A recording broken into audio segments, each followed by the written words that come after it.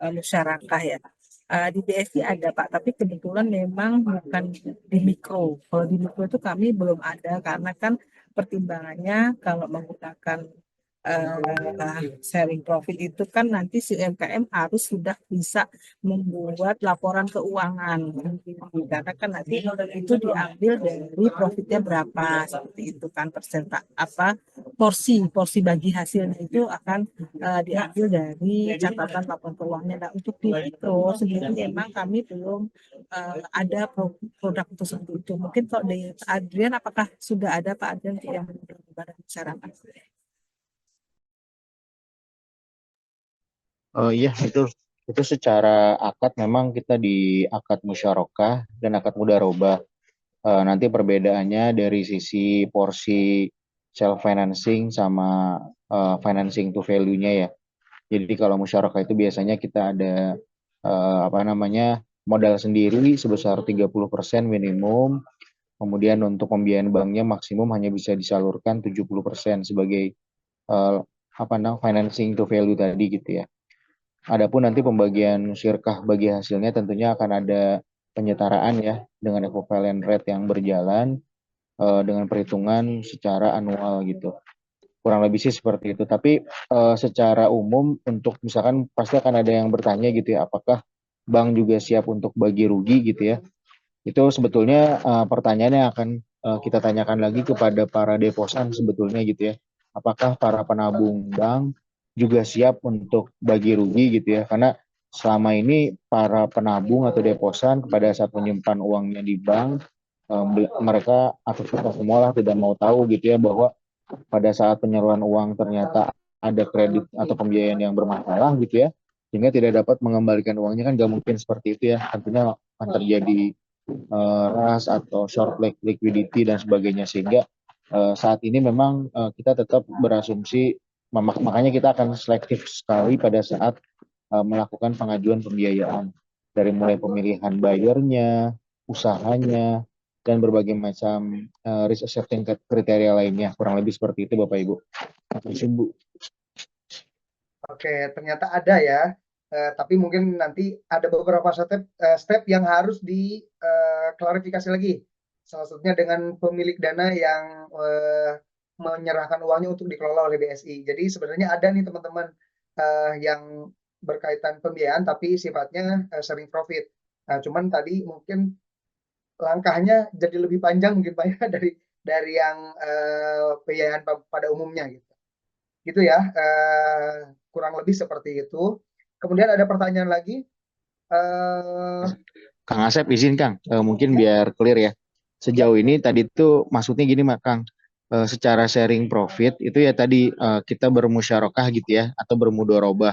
Tapi tadi ketika siap bagi hasil bagi rugi gitu ya, bagi untung bagi rugi.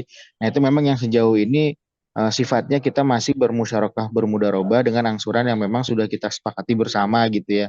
Tapi ketika tadi bagi untung bagi rugi yang memang setiap bulannya tergantung usaha dilakukan nasabah per bulan gitu ya. Nah itu kita memang masih dalam kajian karena ketika oh kita ya, melakukan itu, para deposan harus siap juga nih ketika nanti uangnya tiba-tiba nggak bisa balik misalkan gitu ya, atau keuntungan dari bagi hasil depositonya berkurang gitu. Nah sejauh ini sih para deposan tidak siap dengan itu gitu. Mereka pengen tetap uang itu tetap stay, bagi hasil dari deposito tetap ada gitu. Nah itu mungkin yang masih dalam kajian gitu Mas. Itu mungkin jadi Mas. belum belum belum bisa diakses dengan mudah mungkin Pak ya sekarang untuk sekarang ya. Ya betul. Gitu. Paling untuk pengen yang mendekati ada yang namanya tadi ITSI gitu ya, investasi terikat gitu ya. Tapi Hmm. memang waktu itu pernah dicoba dengan investor yang berbeda, dengan spesifik nasabah kita yang sudah kita sepakati gitu ya. Waktu itu sempat ada kejadian juga Mas. Jadi usahanya kodarullahnya bermasalah gitu ya. Sedangkan uang dari investasi salah satu orang itu, orang tersebut tetap menghendaki bahwa uang itu harus kembali gitu. Akhirnya jadi polemik juga lah. Sehingga ITSI yang sekarang berjalan lebih kepada tadi yang saya sampaikan cash collateral financing atau back to back gitu ya. Kita punya uang yang kita simpan di deposito maupun di tabungan ataupun di giro kita kembalikan lagi untuk menjadi pembiayaan untuk dia sendiri gitu. Kurang lebih gitu Kang Asep dan Bapak Ibu sekalian. Siap, siap. Oke, terima kasih Pak Adrian atas penjelasannya. Nah, ini mungkin sepertinya Bu yang berkaitan dengan BSI, program BSI ya. Satu lagi nih, tapi bukan berarti kayaknya penasaran mah ada beberapa pertanyaan yang dikelompokkan yang bisa sama gitu Bu kejawab ya. Yang nanya mah banyak Bu, tapi kita kelompokkan ya gitu. Ini dari Lia Amelia PT Mushroom Indonesia Sejahtera. Mohon izin bertanya, apakah BSI memfasilitasi IKM ketika dapat PO ekspor? Kebetulan saya salah satu peserta BSI International Expo 2024 yang dapat buyer dan sudah MOU. Cara pengembaliannya seperti apa? Mohon petunjuk dan arahan. Ya. Dari Lia Amalia. Silakan Bu. Nah, itu dia. Ini Adrian apa bukan ya Pak? Sebenarnya ini Bu Windarti maksudnya dia yang bersangkutan udah mendapatkan PO gitu ya, untuk udah dapat buyer, dapat PO juga. Nah sebenarnya tergantung dari skema pembayaran dari buyer tersebut ya Bu Windarti ya. Kalau seandainya bayarnya sudah bisa bayar full di depan, tentunya nggak butuh modal kerja gitu ya. Tapi kalau ternyata bayarnya bisa bayar DP sekian persen gitu ya, kemudian sisanya masih butuh untuk produksi gitu ya. Nanti kita lihat dulu tuh berapa kebutuhannya. Kalau kebutuhannya sampai dengan 500 juta, berarti bisa pakai produk mikro termasuk kur gitu ya. Kalau di atas itu berarti pakai produknya SMI atau kecil gitu. Nah nanti kriterianya ngikutin yang tadi dijelaskan gitu ya. Ada agunan sekian untuk nominal sekian dan seterusnya lah. Ada juga yang tadi tidak pakai agunan kalau seandainya nominalnya sekian gitu. Kurang lebih seperti itu. Kami untuk produk program khusus ekspor memang masih kajian juga nih Bapak Ibu sekalian, karena itu memang butuh ekspertis sendiri ya.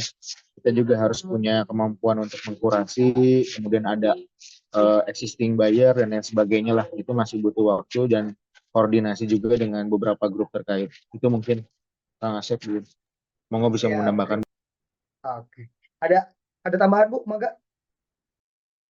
Nampaknya dikit aja sih mungkin kalau nanti pembiayaannya itu di bawah 500 juta, kita pola pembayarannya itu masih yang setiap bulan gitu, angsuran per bulan. Mungkin itu kira. Jadi masih angsurannya per bulan mungkin ya, seperti itu ya. Oke, nah, tadi mungkin ada penjelasan bahwa masih ada kriteria yang harus ditingkatkan lagi dari BSI terkait Expo ini nih. Tapi insya Allah kalau mungkin sudah jadi binaan mah bisa eh, ter, terpantau lah ya Bu ya, seperti itu. Oke,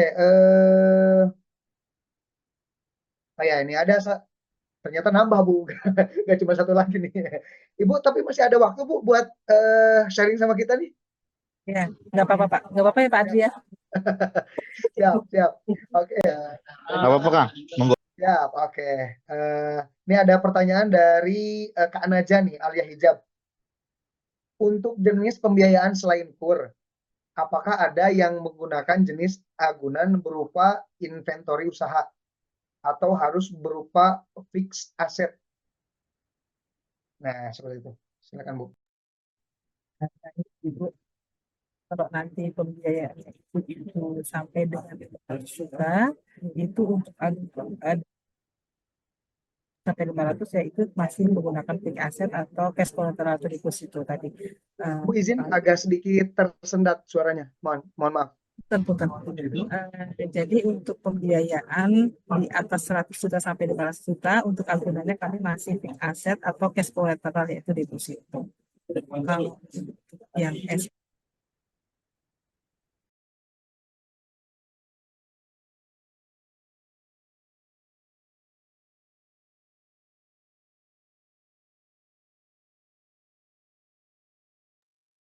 Adrian, apakah ada untuk non fixed asset agunan di atas pembiayaan di atas 500 juta? Ya, baik, Mbak Win. Jadi pada intinya sih kalau dari pembiayaan kecil ya, atau SMI di atas 500 juta sampai dengan 25 miliar. Nah, memang ketentuannya kita mengikuti arahan dari regulator kita gitu ya, bahwa fixed assetnya itu masih berupa tanah, bangunan gitu ya, atau emas seperti itu. Jadi yang dari urutan yang paling liquid gitulah ya, emas, tanah, bangunan, dan beberapa tadi kalau misalkan investasinya kendaraan kita masih bisa menggunakan kendaraan operasional tersebut, misalkan pembelian mesin dan seterusnya. Tapi di luar itu memang sejauh ini kita masih belum mengakomodir karena nominalnya kan semakin besar gitu ya Bapak Ibu ya.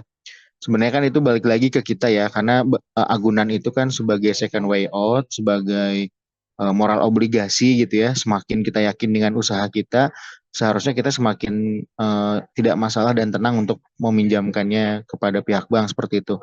Karena kan kita juga punya kewajiban, karena dana yang kita kelola untuk diberikan kepada ibu-ibu sebagai bapak ibu sekalian sebagai pembiayaan itu kan merupakan dana deposan atau para penabung di kita gitu, yang kita juga berkewajiban untuk mengembalikan dana tersebut kepada mereka. Kurang lebih seperti itu sih, Bapak Ibu sekalian. Oke, siap.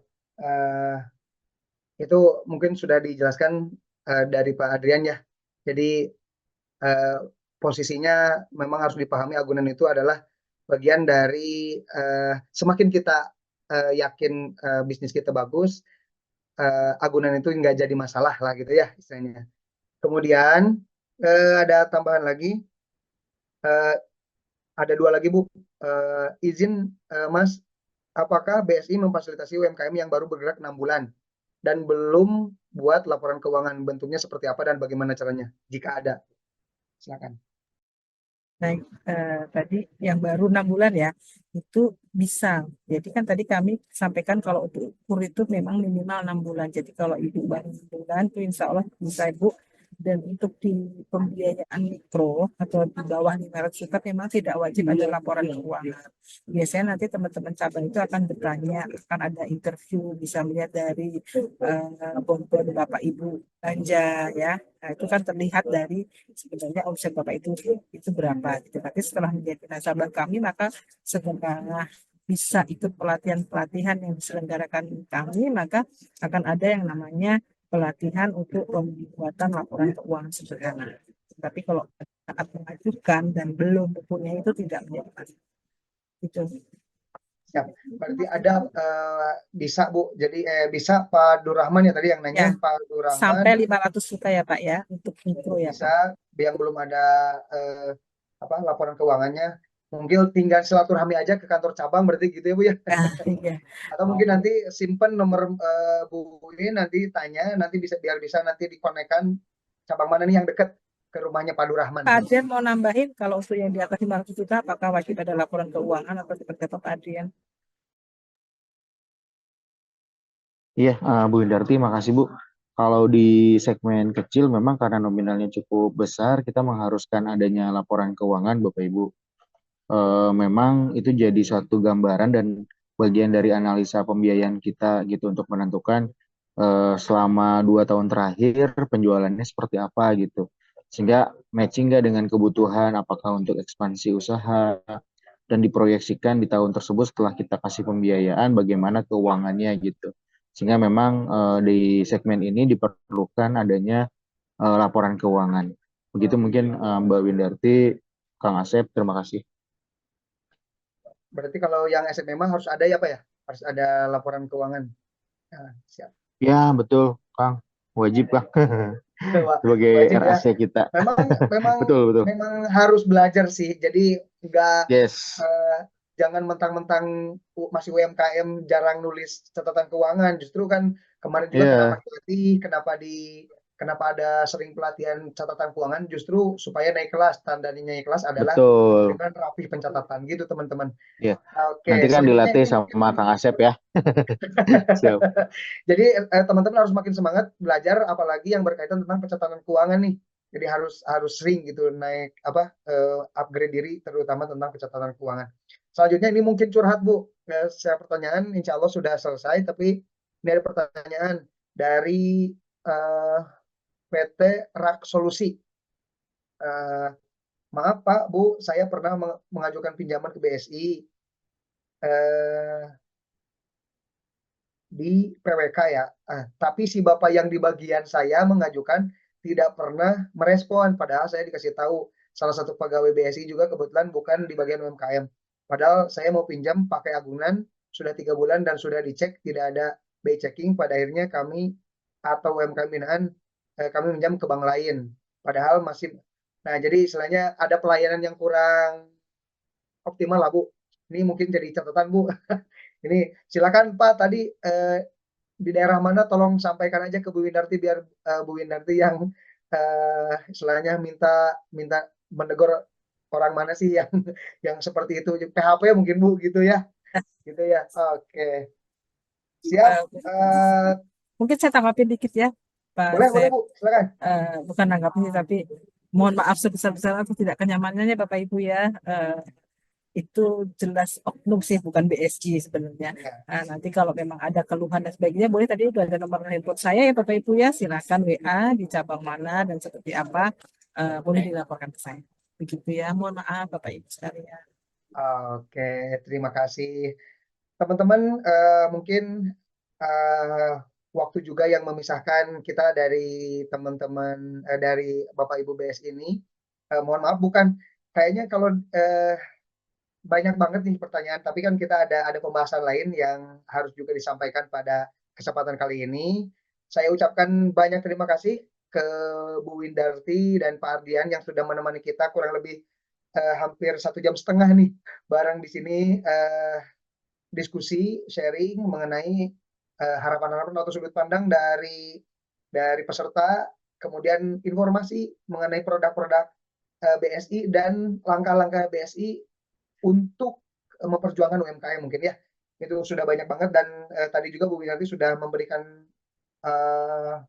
nomor kontaknya, berarti sudah memfasilitasi boleh konsultasi langsung gitu ya, nanti Bu Winarti yang akan mengarahkan kemana kemananya. Oke, mungkin dicukupkan sekian mungkin untuk sesi sharing bareng dengan BSI. Saya ucapkan sekali lagi terima kasih ke Bu Winarti dan Pak Ardian di sesi siang ini. Jadinya yang tadinya ngantuk karena diskusi ini jadi tergugah Bu gitu ya. Jadi makin melek gitu dengan program-program yang keren dari BSI. Sekian saya sekali lagi saya ucapkan terima kasih. Atau dari Bu Windarti dan Pak Ardian ada closing statement barangkali sebelum Sekali saya mohon maaf jika ada kesalahan dari BSI, dari saya pribadi ataupun dari rekan kami, dan semoga Bapak Ibu sekalian bisnisnya semakin sukses, semakin berkah ya, biar bisa ekspor. Terima kasih. amin, amin, amin ya Allah. Dari Pak Ardian mungkin ada Pak? Ya, siap Kang Asep. Terima kasih banyak. Pada intinya Bapak Ibu yang sudah bergabung di kegiatan hari ini itu adalah Bapak Ibu yang memang beruntung ya Kang ya. Artinya sudah ada kemauan untuk belajar, sudah ada kemauan untuk berusaha untuk lebih baik lagi gitu ya. Karena tentunya setiap harinya insya Allah akan terus berkembang dari yang belum visible menjadi visible, yang belum bankable menjadi bankable, sehingga bisa menjadi UMKM yang naik kelas. Karena insya Allah kalau UMKM-nya berdaya, insya Allah Indonesia sejahtera, Kang. Itu aja mungkin Kang Asep dan Bapak Ibu sekalian, Bu Windarti, terima kasih. Assalamualaikum warahmatullahi wabarakatuh. Waalaikumsalam warahmatullahi wabarakatuh. Hatur nuhun. Terima kasih Bu Windarti, Pak Aryan yang telah membersamai kita. Silahkan berikan reaction, boleh tepuk tangan atau hati, boleh ya.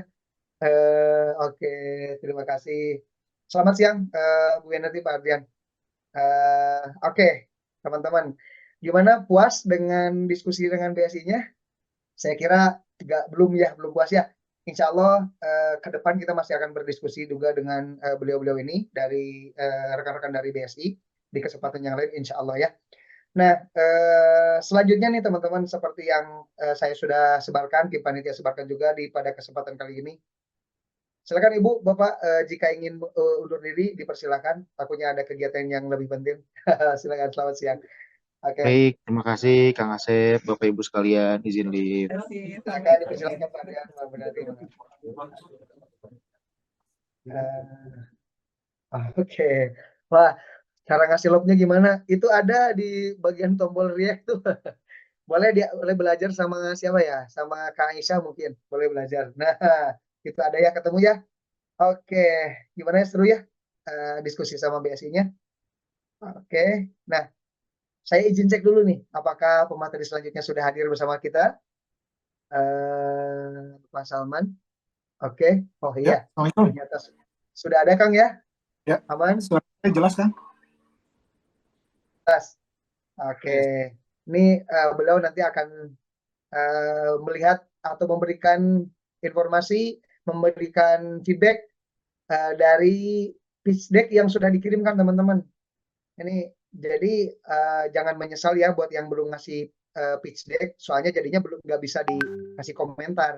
Nah, beruntung buat teman-teman yang udah ngasih pitch deck, yang udah ngirim pitch decknya, jadi bisa dikomentari sama Kang Salman di sini. Sudah siap kan? Oke, kalau sudah, saya dengan segala hormat saya persilakan kepada Kang Salman.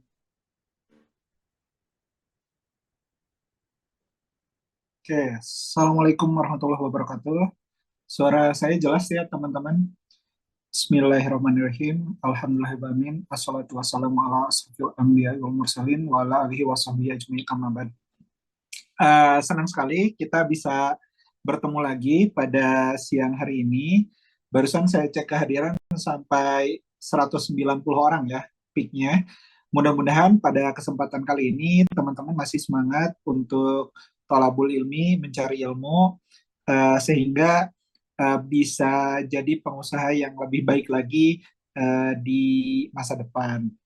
Nah, uh, terlepas dari ISEF ini sekarang misalnya kita bertemu dengan beberapa pihak pendana saja, uh, di luar sisi pendanaannya mudah-mudahan teman-teman bisa melihat ada benefit dasar, yaitu bagaimana kita bisa merapihkan bisnis kita dari sisi keuangan, karena satu-satunya bahasa yang disepakati oleh pengusaha makanya bahasa keuangan. Kalau misalnya kita ngomong produk enak gak enak, sangat subjektif. Terus bajunya bagus gak bagus, subjektif juga, itu selera. Atau misalnya kerajinannya indah dipandang atau tidak, itu juga selera. Hanya ketika dibawa ke ranah bahasa keuangan, misalnya untung rugi, sepertinya susah buat didebat gitu. Atau angka-angka yang tertera di laporan keuangan, ketika itu akuntabel, itu juga susah untuk berbeda pendapat. Jadinya satu-satunya bahasa yang bisa di semua pengusaha sepakati adalah bahasa keuangan. Nah, di luar teman-teman nanti lolos tidaknya ke tahapan selanjutnya, mudah-mudahan di kesempatan sekarang bisa menjadi bekal untuk tadi merapikan bisnis teman-teman secara administratif. Nah, jadi kemarin sesuai yang Kang Asep minta di beberapa waktu ke belakang bahwa teman-teman sudah diminta buat share pitch deck. Sebenarnya itu buat latihan. Yang sesi 1 kemarin buat latihan. Nah, yang sesi 2 sekarang setelah kelas ini, mudah-mudahan teman-teman bisa jadikan rujukan untuk perbaikan. Saya cek decknya satu persatu, ada yang memenuhi harapan, sesuai dengan template yang kita kasih. Ada yang pakai template sendiri, ada yang juga mengupload screenshot lagi, ini kelas ini malah diupload. Itu juga nanti ya, mohon kita perbaiki di kesempatan selanjutnya. Nanti ketika teman-teman misalnya berjodoh, berkolaborasi dengan pengusaha lain, berkolaborasi dengan pendana, atau teman-teman misalnya punya saudara yang mau diajak bisnis bersama, setidaknya kita punya bahasa yang sama untuk menjelaskan bisnis yang sedang kita jalankan itu seperti apa. Oke, saya izin ya, mulai ke review dan feedback pitch deck yang kemarin teman-teman berikan. Saya hindari penggunaan kata pitch deck sebenarnya, tapi itu bahasa yang umum dipakai oleh para pendana. Bahasa lainnya mungkin yang saya bawa ke kesempatan sekarang tuh proposal bisnis.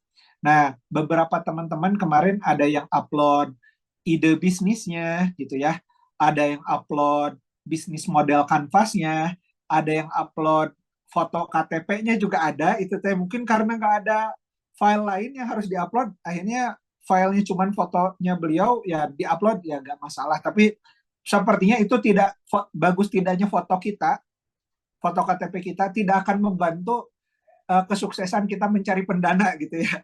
Itu yang nanti harus kita perbaiki. Nah, setidaknya saya menemukan beberapa kesalahan.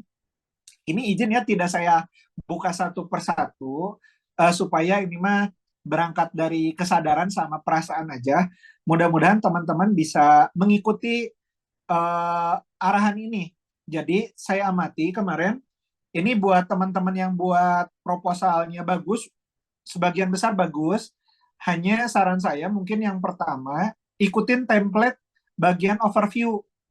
Karena nanti perkiraannya ketika tahun lalu saja kita adakan di Medan dan di Lombok itu tuh peserta 25 sampai 30 orangan. Dan satu peserta tuh bisa konsumsi waktu 4 sampai 5 menit presentasi, terus tanya jawab 10 menit. Itu audiensnya nyimak dari mulai jam 8 pagi sampai jam 8 malam. Jadi sungguh cukup melelahkan gitu. Kalau misalnya halaman pertamanya saja tidak menarik, mungkin selanjutnya tidak akan disimak.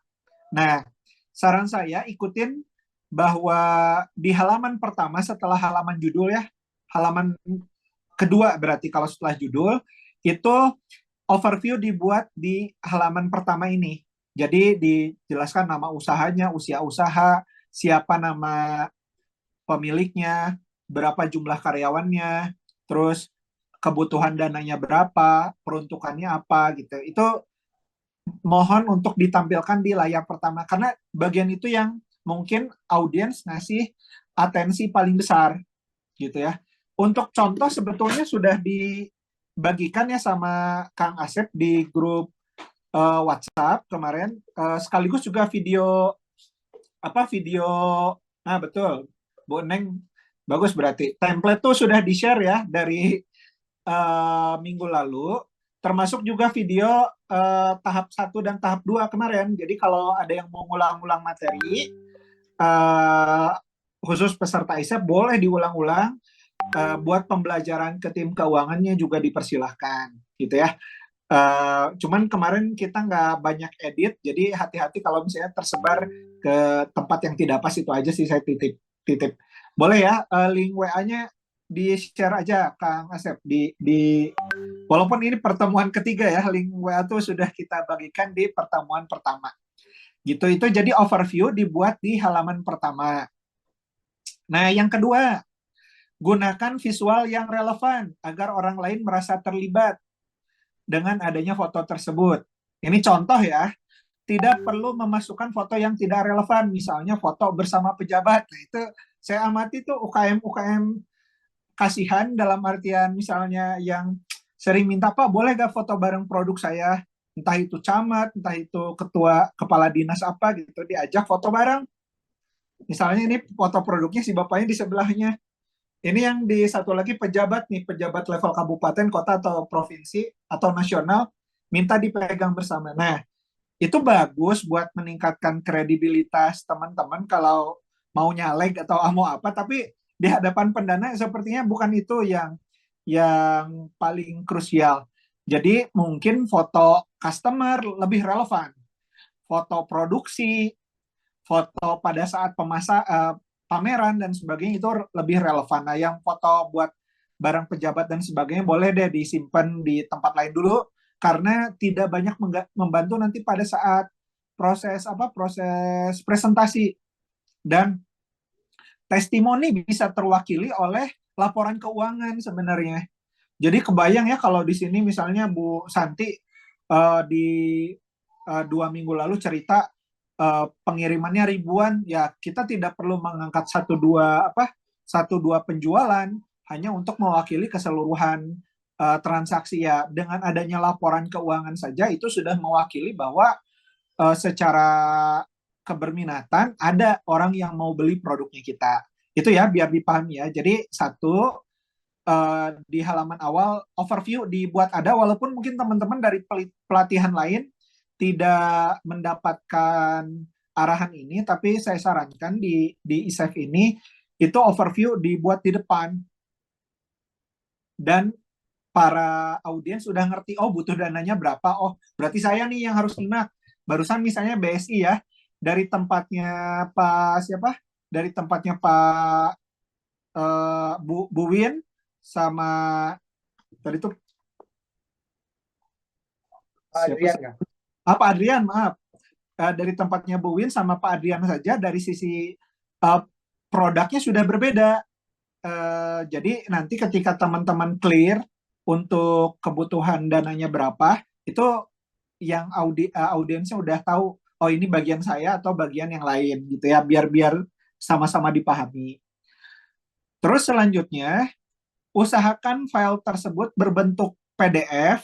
Ini maaf ya kalau misalnya nanti kalau Bapak Ibu ada yang kesulitan menggunakan teknologi buat bikin PDF, PowerPoint, Google Slide atau Canva, boleh minta tolong anaknya atau boleh minta tolong tetangganya dulu buat bantu mengkonversi filenya menjadi PDF atau PPT, PowerPoint atau Google Slide juga boleh di-download nanti atau tautan Canva.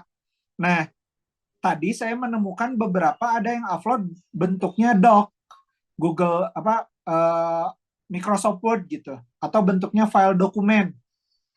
Itu nanti susah ketika dipresentasikan di ruangan presentasi, nanti mesti scroll satu-satunya kesulitan gitu. Dari satu halaman ke halaman lainnya tidak nyaman, sekaligus juga tidak nyaman dari sisi visual. Ada juga peserta tadi yang bikin pakai Microsoft Excel. Bagus sih, detail dan sebagainya, cuma nanti akan kerepotan ketika sisi teknis, misalnya kita mau memindahkan kan kita bukan operatornya, nanti ada tim IO khusus yang akan menyiapkan file Bapak Ibu, menyiapkan kalau makanan juga dibantu disiapkan, kalau pakaian dibantu disiapkan, kriya juga disiapkan, ada peralatan pelengkapnya, termasuk juga slide-nya. Nah, ketika misalnya alat presentasinya tidak standar, nanti sayang aja sih waktunya habis karena perlu adaptasi ke alat presentasinya gitu. Gitu ya. Jadi saya titip usahakan bentuknya filenya PDF, PowerPoint, Google Slide, boleh bikinnya di Google Slide atau di Canva gitu ya. Terus yang selanjutnya ukuran font. Nah, ini ketika nanti di presentasi misalnya space-nya masih luas,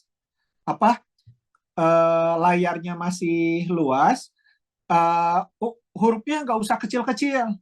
Ini saya amati ada beberapa peserta yang hurufnya tuh kecil-kecil, itu satu. Jadi nanti malah baca.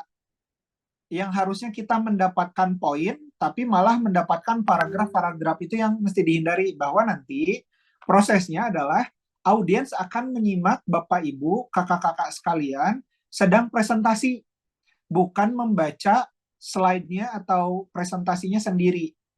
Jadi usahakan fontnya bagus, dilihat dari jarak kejauhan, berarti hurufnya besar-besar, terus warnanya kontras. Kontras tuh gitu, misalnya kalau hitam sama putih, jangan sampai tulisan background-nya warna pink, tulisannya merah muda misalnya. Atau background-nya warna merah, tulisannya merah marun. Tulisannya warna biru, background-nya biru dongker. Nah, itu tidak nyaman di mata. Jadi kontrasnya harus bagus. Dan keterlihatan. Asumsikan nanti misalnya pencahayaan di ruangan tuh kurang baik, ini mah. Prepare for the worst ya. Menyiapkan ketika kalau terjadi kondisi yang buruk. Nah, keterlihatannya diusahakan dibuat lebih baik. Nah, terus terakhir, periksa ulang file sebelum disubmit, sebelum diupload, sebelum diunggah, itu diperiksa lagi, minta tolong temennya, boleh nggak tolong cekin ada kesalahan penulisan nggak, ada halaman yang double-double atau enggak, atau gambarnya pecah, itu minta tolong diperiksa ulang sebelum diunggah. Sehingga pada saat nanti sampai ke panitia, filenya yang sudah dicek berulang sama kakak-kakak sekalian atau bapak ibu sekalian. Gitu ya. Jadi ini titipan untuk perbaikan penyusunan presentasi. Gitu ya. Hindari upload foto aja. Itu nanti ya sayang aja sih yang diupload foto aja, ya jelas kita agak kesulitan buat menilai performa bisnis ini dari foto produknya saja. Apalagi ada yang upload foto pemiliknya. Nah, ini susah dinilai bisnisnya maju apa enggak ya dari foto pemiliknya kita. Nah, itu tolong diperbaiki. Ini saya general ya, berlaku buat keseluruhan. Syukur-syukur kalau teman-teman sudah bagus. Nah, terus tidak semua bisnis. Nah, ini ada beberapa slide itu yang memulai presentasi dengan masalah gitu ya. Tidak semua bisnis tuh cocok atau bisa dimulai dengan masalah. Jadi kalau memang menyelesaikan masalah silahkan, tapi kalau enggak juga enggak perlu dipaksakan. Karena bisa jadi bisnis tersebut tidak didorong untuk menyelesaikan masalah. Misal contoh, saya jualan pakaian biasa aja. Yang memang motivasi jualan saya adalah berjualan buat mencari nafkah. Yang masalah yang harus diselesaikan adalah diri saya sendiri. Saya tidak ingin menyelesaikan masalah orang lain. Saya pengen mencari nafkah, ya nggak masalah. Jadi nggak selalu slide teman-teman harus dimulai dengan menyelesaikan masalah gitu ya. Itu biar sama-sama dipahami. Nanti bagian perdebatan apakah itu menyelesaikan masalah orang atau enggak kan bisa dilihat dari dampaknya. Ngebuka berapa banyak lapangan kerja, ngebuka berapa banyak mitra, terus perputaran uangnya berapa besar. Itu sudah menyelesaikan masalah, setidaknya masalah ekonomi masyarakat sekitar. Gitu ya. Terus yang kedua, ini titip, tidak perlu mencantumkan perhitungan harga pokok produksi. Nah, ini ada yang kemarin bikin slide itu biaya beli terigu, biaya minyak, biaya daging. Itu nggak perlu sedetail itu. Bahkan di bagian biaya harga pokok produksi tidak perlu dicantumkan ke dalam deck atau proposal pendanaan ini. Karena cukup dengan performa bisnis saja, misalnya omset, keuntungan, itu selesai. Nanti pas bagian pendetailan, analis keuangan dari lembaga keuangan ini akan membaca lebih detail lagi. Itu ya, jadi tidak perlu mencantumkan harga pokok produksi. Terlalu spesifik dan tidak diperlukan lah di fase saat ini. Di ISEF ya. Terus selanjutnya, nah ini beberapa saya menemukan, ada yang membuat grafik atau traction itu tidak menggunakan satuan.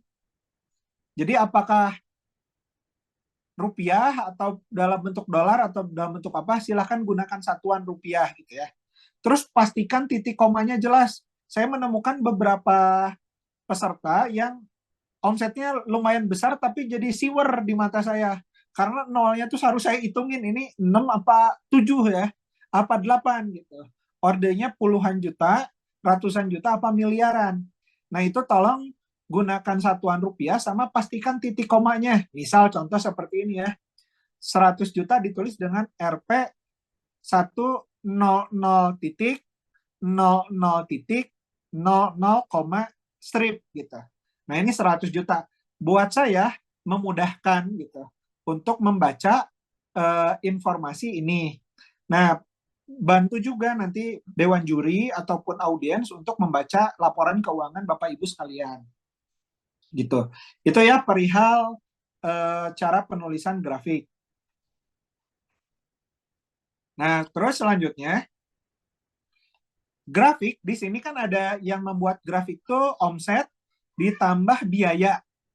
Nah, boleh menambahkan biaya, tapi terbaik itu ada keuntungan. Jadi misalnya omsetnya 100 juta, biayanya katakanlah 70 juta, estimasi keuntungan 30 juta. Nah, kalau bisa yang bagian keuntungan ini dibuatin grafiknya juga. Karena ini ngebantu nanti analis ataupun audiens buat paham kira-kira per bulannya tuh mencetak keuntungan berapa. Itu lebih mempercepat pembacaan dari analisnya atau audiensnya gitu ya. Nah, terus selanjutnya di kesempatan sekarang lembaga keuangannya siap mendanai untuk yang sudah idenya tervalidasi gitu, bukan dalam proses membuat bisnis baru. Ini yang perlu nanti perbaiki. Jadi nanti kita akan pertemukan dengan pendana dan penerima dana yang mana idenya sudah tervalidasi dengan bukti sejarah. Maksudnya bukti sejarah itu apa? Laporan keuangan, laba ruginya gitu. Itu sudah terbukti alih-alih masih dalam bentuk rencana gitu ya. Selanjutnya, buat presentasi sebaik mungkin dan perbaiki sesuai panduan. Nah, ini yang masih tidak sesuai panduan, tidak masalah teman-teman punya sertifikat halal, ISO, atau apapun lah penghargaan dan lain-lain. Tapi sayang banget kalau itu disimpan di beberapa halaman awal. Saran saya itu di lampiran aja. Pasca penutup, boleh kalau masih cukup waktu itu ditampilkan. Jika tidak, jika misalnya liputan media dan lain-lain boleh. Saran saya disimpan di lampiran aja di bagian akhir, jangan di awal-awal. Karena nanti waktunya terbatas aja sih. Jadi habis waktu hanya untuk memperlihatkan sertifikat-sertifikat kan gak efektif juga gitu di kesempatan ini. Gitu ya. Biasakan menggunakan data traction. Traction itu daya tarik, misalnya tadi penjualan atau omset, pertumbuhan pengguna atau customer, dan lain-lain. Jadi ada grafik. Nah, itu ngebantu tuh kelihatan bisnisnya lagi tumbuh apa enggak gitu, atau bisnisnya stabil atau enggak dari grafik-grafik tersebut. Boleh pakai paling enak kalau buat tren berdasar waktu mah bar chart aja ya, bentuknya batang, diagram batang. Terus waktu untuk riwayat atau grafik ini dibuat proporsional. Misalnya kalau usaha 5 tahun ya dibuat tahunan, misalnya tadi 2020, 2021, 2022, 2023, 2024. Kalau udah ordernya tahunan. Tapi kalau baru 2 tahun, bolehlah bulanan ya. Atau per kuartal, Q1 2023, Q2 2023, Q3, Q4, Q1 2024, Q2 2024. Kuartal gitu, Mbak. Pakai kuartal juga boleh. Atau semester juga silahkan. Tergantung dari siklus bisnisnya teman-teman, kan ada yang ramainya pas Ramadan gitu. Ya boleh itu pakai kuartal juga oke. Gitu. Karena mungkin jualannya udah rame dari bulan Rajab gitu. Nah itu ya, kalau usahanya di bawah 1 tahun bisa dibuat bulanan. Nah, nanti saya akan jelaskan sedikit materi komunikasi ringan, tapi ini izin saya bahas di awal sedikit soal strategi penyampaian. Jadi, nanti investor itu atau pendana itu terbantu dengan adanya data riwayat tadi ya, penjualan, pertumbuhan pengguna, keuntungan, dan sebagainya. Itu terbantu kalau ada data tersebut. Dan saya sampaikan, audiensnya atau nanti hadirin rawan kehilangan fokus, entah ke toilet, ngantuk, kelelahan, dan lain-lain. Teman-teman kan presentasi paling sekali ya, hari pertama itu gladi resik, latihan, hari kedua presentasi di depan lembaga keuangannya. Nah, itu paling habis 15 menit lah. Tapi kalau hadirinnya itu seharian. Jadi sayang banget kalau misalnya dapat kesempatan tidak berhasil menyita perhatian dari hadirin. Nah, jadi dimaksimalkan nih waktunya sebaik mungkin. Boleh ya, slide pertama tuh pakai video boleh, supaya ngambil fokus dari peserta juga dipersilahkan. Hindari terlalu banyak teks. Seperti ini juga dihindari ya nanti ya, karena ini saya sedang menjelaskan hal yang detail, tidak masalah, tapi ketika teman-teman presentasi, lebih baik yang detail itu dalam bentuk narasi ucapan aja, dalam bentuk kata-kata gitu ya yang keluar dari mulut kita, tapi tidak serta-merta ditulis semua dalam bentuk slide karena waktunya terbatas. Nah, waktu presentasinya 4 menit ya, dan 10 menit tanya jawab. Nah, pendana di ISEP sekarang ini pada level siap mendanai, bukan yang tadi membiayai ide, karena ide harus divalidasi dulu. Ini dari sisi strategi penyampaian. Saya izin ngasih contoh ya, ini ya. Ada yang bagus.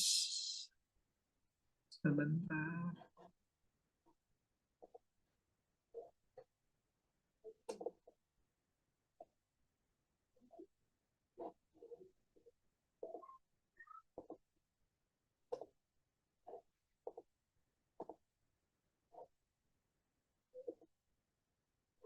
Ini bagus-bagus ya. Ini contoh aja, nanti boleh misalnya seperti ini, halaman 1 halaman judul.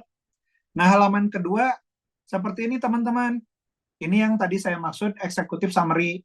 Ya, jarang diajarkan di tempat lain, tapi ini ngebantu karena ini udah jadi perbaikan dari ISEP pertama. Jadi ISEP pertama nggak pakai seperti ini, jadi presentasinya dimulai dari mana saja. Hanya pas kita evaluasi, kayaknya kalau dibuat executive summary, ngebantu banyak nih dengan adanya data di awal. Misalnya ini tadi usia usaha 4 tahun, lokasi Surabaya, karyawan 7 orang, kebutuhan dana untuk pengembangan operasional dan pemasaran. Nah ini yang harus diperbaiki misalnya dari Momachi ya. Ini nanti jangan dibaca. Cukup misalnya kalau saya jadi Kak Agustia Permata, saya akan mengambil kata-kata kunci gitu. Berdiri sejak 2021, lokasi Surabaya, produk unggulan Bonbrot gitu ya. Terus ini kita menjaga kualitas dengan mengutamakan 5K, kehalalan, kesehatan, keamanan pangan, kemanusiaan, dan keberkahan. Selebihnya nanti dinarasikan dalam bentuk kata-kata. Kurang lebih seperti itu. Jadi dikurangi yang banyak teks seperti ini.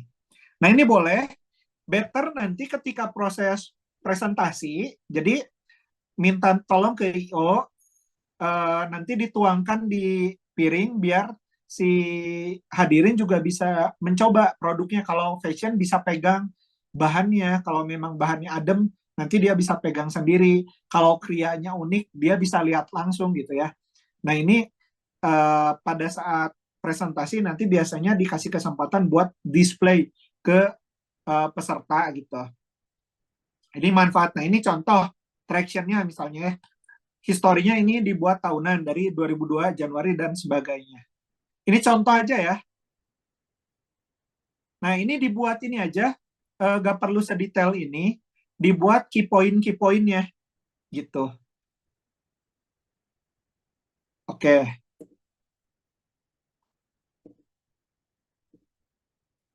Ini ada pertanyaan berapa banyak stok yang harus disediakan. Saran saya mungkin disiapkan karena 2 hari ya, mungkin buat 12 orang. 4 di hari pertama, 8 di hari kedua. Itu terserah teman-teman, potongan kecil juga gak masalah gitu. Saya ambil contoh lain lagi ya. Ini sampel-sampel aja sih. Tapi ada juga yang upload foto KTP, ada yang upload foto produk aja juga. Itu kalau bisa nanti diperbaiki. Oke. Cipta Agro.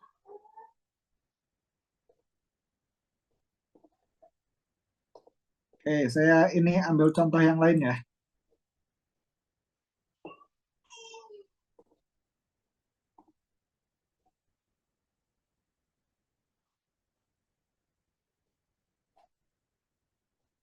Udah masuk belum? Belum ya? Belum, Bang. Sebentar.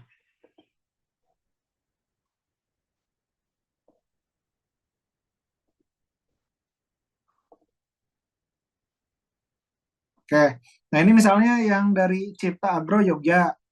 Nah ini fontnya masih oke lah di halaman awal. Tapi pas udah di sini, nah ini nanti saran saya pakai template aja langsung yang sudah ada di Canva dan sebagainya, supaya ini kalau bisa dibaca sekilas pandangan. Jadi nama usaha pemilik. Nah ini kan terlalu narasi ya, mulai 2021 gitu.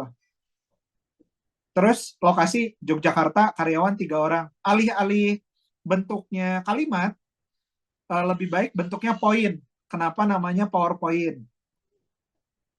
Terus, ini harus di-scroll. Nah, ini misalnya keperluan dana sekian. Nah, ini dibuat poin-poin aja dan fontnya dibuat seragam. Nah, yang di sini dia nggak konsisten ukuran fontnya. Terus agak bias sama warna background-nya. Kan background-nya ini warna krem, tulisannya warna seperti ini. Nah, ini jadi agak kurang nyaman aja sih. Saya cuma membayangkan kalau nanti ruangannya terang, ruangannya terang, itu tulisannya jadi tidak terbaca. Ini saya ambil contoh beberapa aja ya. Nah, ini boleh bentuk transaksi kan ini bulanan. Nah, bulanan boleh seperti ini. Nah, ini kan omset. Mungkin nanti boleh ditambah keuntungan berapa, biaya berapa di sebelahnya. Nah, ini ada salesnya juga. Di tempat lain kan ini di Gobis. Oh, ini 2002-2003 targetnya. Alokasi dana untuk apa dan sebagainya. Yang legal-legal ini boleh disimpan di bagian akhir kalau mau ya. Jadi nanti tidak habis waktu untuk menjelaskan hal yang tidak terlalu esensial. Udah, segitu aja dulu. Ini kalau dibahas yang submit 200-an. Ya, sok yang pakai template lah, pakai template. Oke, saya izin lanjut ya.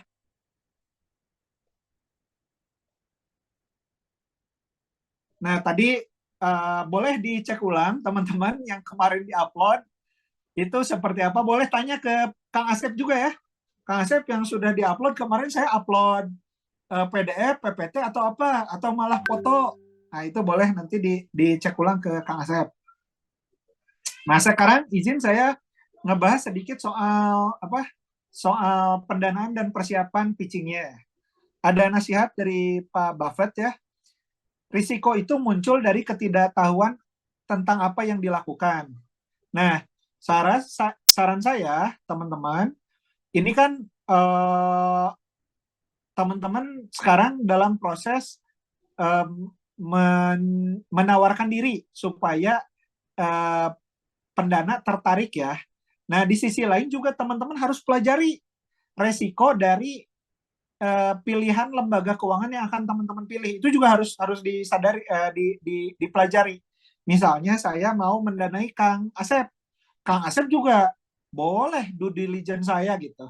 Boleh buat cari tahu track record yang dulu pernah saya danai seperti apa. Misalnya saya pernah mendanai ke Ibu Titin. Kang Asep boleh nanya ke Ibu Titin dulu, gimana ya resikonya, gimana ya perjalanannya, biar sama-sama memahami. Nah, yang berbahaya, resiko itu muncul atas dasar ketidaktahuan tentang apa yang kita lakukan. Gitu ya, prolognya. Nah, persiapan mendapatkan pembiayaan dari berbagai macam. Jadi yang agak tidak mudah itu adalah membuat materi yang seragam untuk semua lembaga keuangan atau semua pendana. Karena tiap-tiap pendana atau lembaga keuangan punya selera dan cara filter masing-masing. Jadi misalnya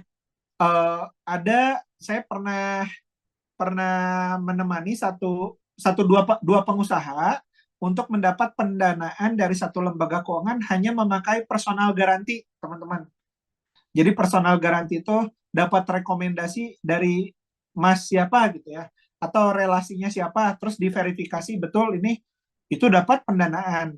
Ada yang seperti itu karena ada beberapa lembaga keuangan yang mengubah agunan kolateral fisik menjadi kolateral sosial. Tadi misalnya, oh ini mah jejaringnya grup ini, atau ini mah relasinya Kang Asep, itu bisa jadi dapat rekomendasi. Dan beberapa ada yang seperti itu juga. Hanya supaya kita siapkan untuk berbagai macam jenis, ini saya ambil yang paling general. Jadi ketika ke pihak satu berhasil, harusnya ke pihak dua juga aman dari sisi persyaratan. Yang pertama adalah kita pahami nih produk pembiayaan dari lembaga tersebut. Tadi dari BSI sudah dijelaskan ya, produk-produk pembiayaannya apa saja, persyaratannya seperti apa. Nah, baiknya teman-teman nanti juga pelajari, insya Allah materinya akan dibagikan oleh Kang Asep ya, Kang Asep ya, dapat materi presentasinya nanti boleh dibagikan juga ke peserta, biar peserta memahami produk pembiayaan dari BSI lebih dalam lagi. Yang kedua, dokumen legalitas perusahaan, akta, SIUP, TDP, NIB, dan lain-lain, itu dipersilahkan. Dokumen perizinan usaha terkait dengan produknya, misalnya kalau produknya makanan halal gitu ya, PIRT. Kalau produknya misalnya izin tambang, berarti ada izin tambang dan sebagainya. Kalau produknya misalnya kesehatan, berarti ada BPOM dan lain-lain. Nah, itu yang perizinan usaha terkait dengan produknya. Sama yang terakhir dokumen keuangan. Tadi di luar di level mikro misalnya belum dibutuhkan laporan keuangan, itu satu hal. Tapi minimal mah kita juga mengerti rekam medisnya kita gitu kan, buat tahu usaha kita sehat atau tidak tuh kan dari laporan keuangan. Ya kita bisa cek bisnis kita tuh punya rekam medis yang bagus apa tidak gitu. Nah itu dari laporan keuangan. Terus yang selanjutnya tadi analisa kelayakan usaha. Jadi laporan keuangannya yang baik, sesederhana di luar didanai atau enggak nanti ya, sebaiknya punya laporan laba rugi, laporan arus kas, neraca, dan sebagainya. Terus evaluasi kinerja usaha tadi, misalnya kita tahu histori penjualan kita dari waktu ke waktu seperti apa. Ada yang melihat kinerja itu dari ROI, ada ROE sama NPM, return on investment, return on equity, sama net profit margin. Itu juga gak perlu pusing sama itu ya, nanti ada analis yang mengerjakan itu, tapi selama datanya ada, harusnya itu bisa terbantu. Terus perencanaan keuangan yang matang. Jangan sampai sekarang teri fokus kita tuh yang penting dana masuk dulu, tapi setelah dananya masuk, bingung dananya mau diapakan gitu. Nanti ketika bingung dananya mau diapakan, khawatir dana yang harusnya tadi ke sektor produktif malah ke sektor konsumtif. Saya nggak cerita orang lain nih, saya sendiri seperti itu 2014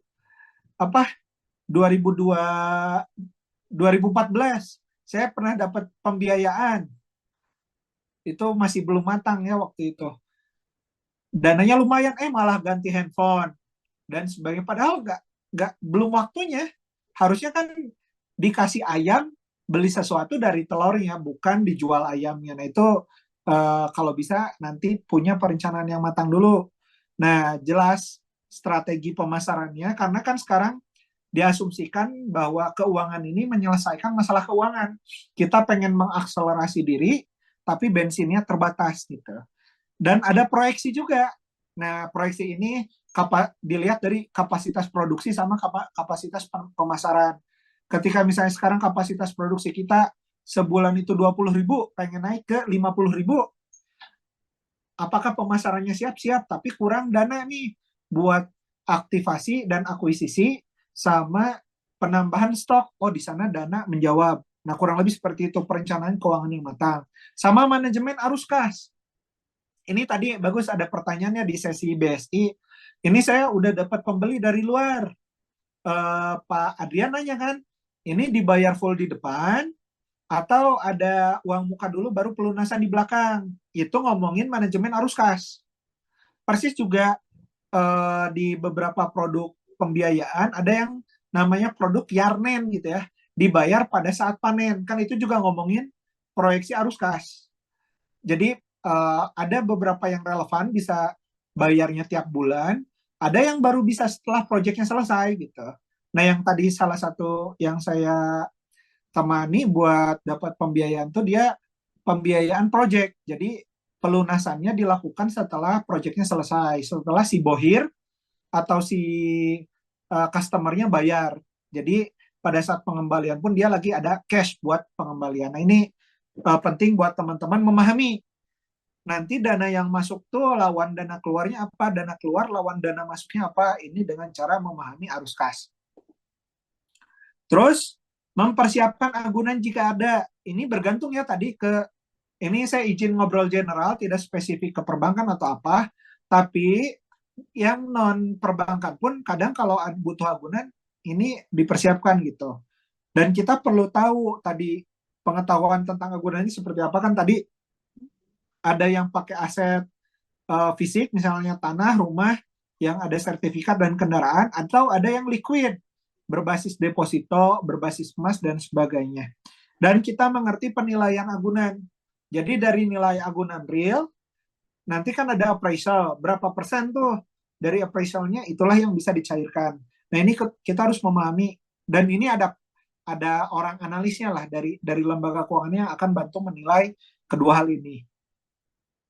Terus kalau dari sisi BSI ya, tadi di beberapa lembaga keuangan, ini buat mendapatkan pembiayaan itu mensyaratkan mengikuti pelatihan dan pendampingan. Karena disinilah fungsi controllingnya ada, entah kewirausahaan atau pelatihan lainnya dan pendampingan usaha. Ada satu produk keuangan di level desa yang mereka tuh pakai majelis. Jadi tiap seminggu sekali di hari Rabu mereka berkumpul. Misalnya pedagang kaki limaan gitu ya, buat controlling dan pendampingannya itu dilakukan di pekanan, di hari-hari tertentu.